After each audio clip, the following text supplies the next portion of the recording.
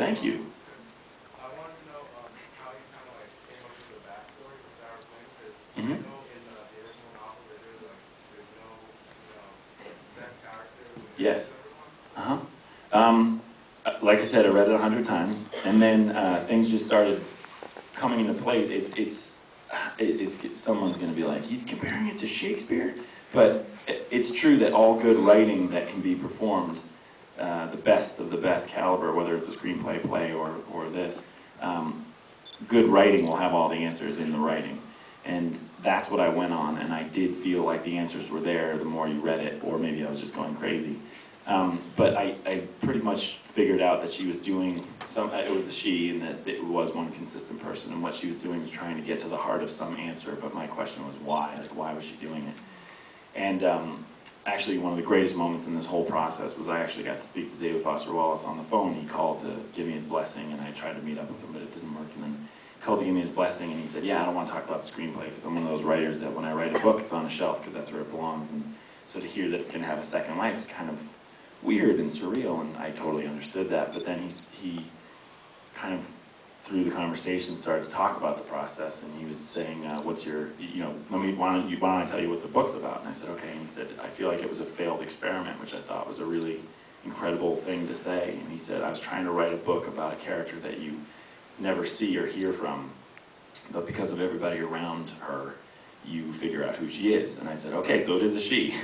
And he said, yeah. And he's like, why, what's your script about? And basically, we were 3 weeks away from shooting, so I told him what we were doing, which was this. And he said that that was exactly what he was going for in the book, which was pretty incredible. And again, I do not chalk that up to be being some genius, even though I am.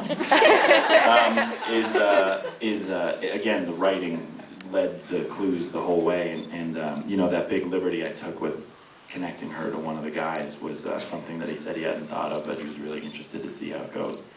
And that was absolutely one of the most incredible experiences I'll ever have, that to know that you're on the trail of something that you admire so much, and that you might even be close to figuring out a fraction of it was awesome.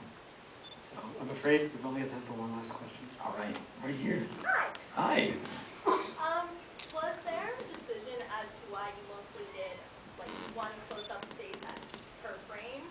Like you only had like a face or a person in a frame, and then you go to another person, and then you go back. Wait, hold on. We're gonna get there. Wait. Do you mean the interviews? Why? No, like throughout the entire movie, you mostly like would go on one person, Mm-hmm. and it was where you would have like a group with like, except for like with two people together, and you see both their faces. Right. You mostly would see like one person's face. Yeah. And maybe off the back of another person. Oh my God, you just blew my brain. I think my computer just shut down. I think the reason for that was, aside from the fact that it's interviews with guys, so you have to put it on the guys from me. But then the other thing was the movie's all about perspective, and I think that that's what David Foster Wallace was so incredibly good at doing. And I felt for me that you needed to stay on one person and hold on them and listen to them as long as you possibly could, because they were trying to attempt to either convince Sarah of something that didn't exist, or desperately try not to reveal their insecurities and their vulnerabilities, like I was saying before.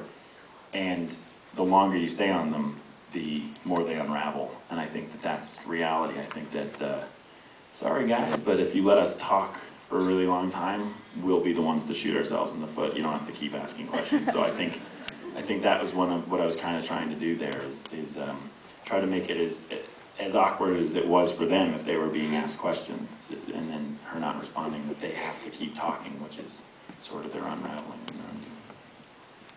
I'm afraid that's all the time we have tonight. I'm afraid that's all the time. Damn. Yay. Thank you guys so much.